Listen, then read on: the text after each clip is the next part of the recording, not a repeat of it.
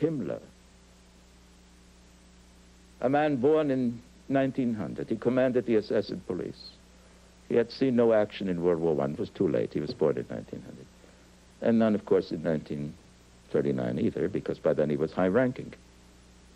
And so he came once to a shooting operation to see what it was like. And these were the first dead bodies he had ever seen. And he was very taken. And he said he wouldn't even like it if German men did such things gladly. And again he made speeches. And finally, in 1943, he made one to his SS generals. It's that famous one in which he said, "You all know what it is like when 50 bodies lie there, or 100, or 500. To be able to have done this and to remain decent, that has made us great." There is something in an event like this which clearly indicates that ordinary people did extraordinary things, and that normal procedures were used for abnormal ends. This is one of the characteristics of this whole process. But it would be a great mistake to label these particular individuals as banal characters, for that they were not. They were or became specialists in destruction. It took a certain insight, even genius, to do that.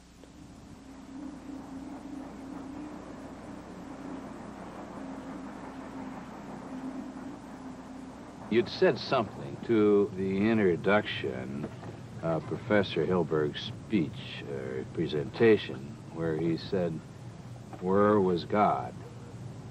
Now, I certainly lack the experience in World War II that you and others in this conference have had, but that's kind of my hobby in reading. And I've become more and more frightened by a different question. Where was I? Had I been in Germany at that time? I am very frightened in my own heart that I would have been in there in the Hitler Jugend, that the panoply of waving flags and the blaring of bugles and the Sieg Heils would have captured my heart and my mind, and the evil that's within me would have said, "Oh, God, let me in there, let me do my thing." Has anybody else at this conference and this group ever felt this horrifying feeling that I would have been there had I been there? We didn't use the term, but it's mob psychology.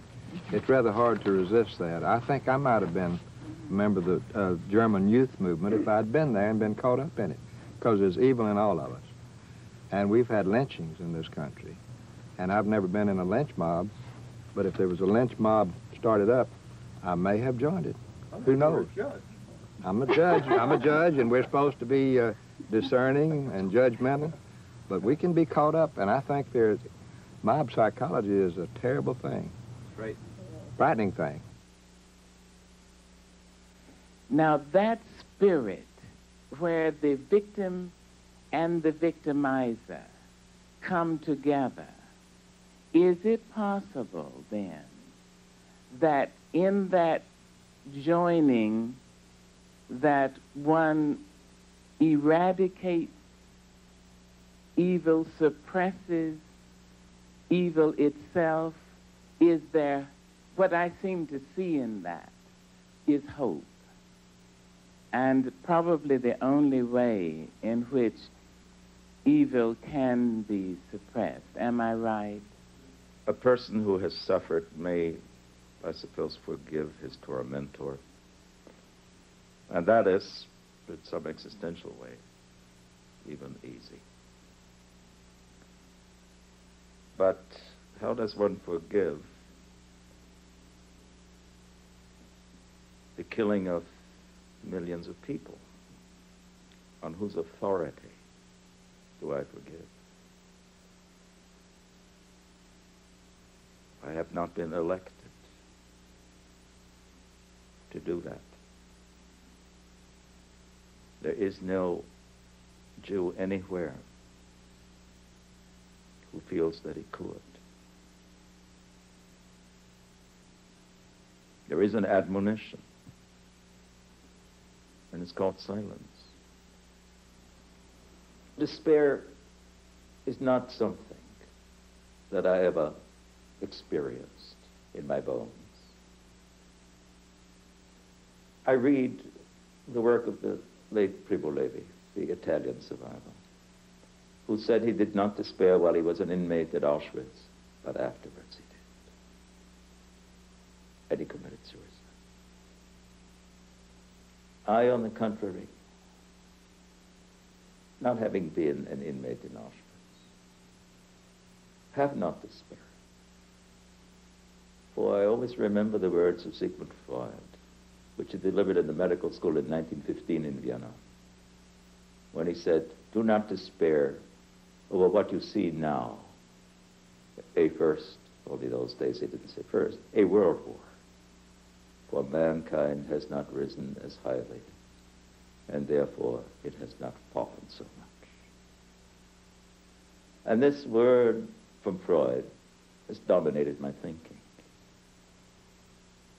And so not only don't I commit suicide, but I say to myself, oh my, how many years are left now to do this research? For I say 40 years. It's not a long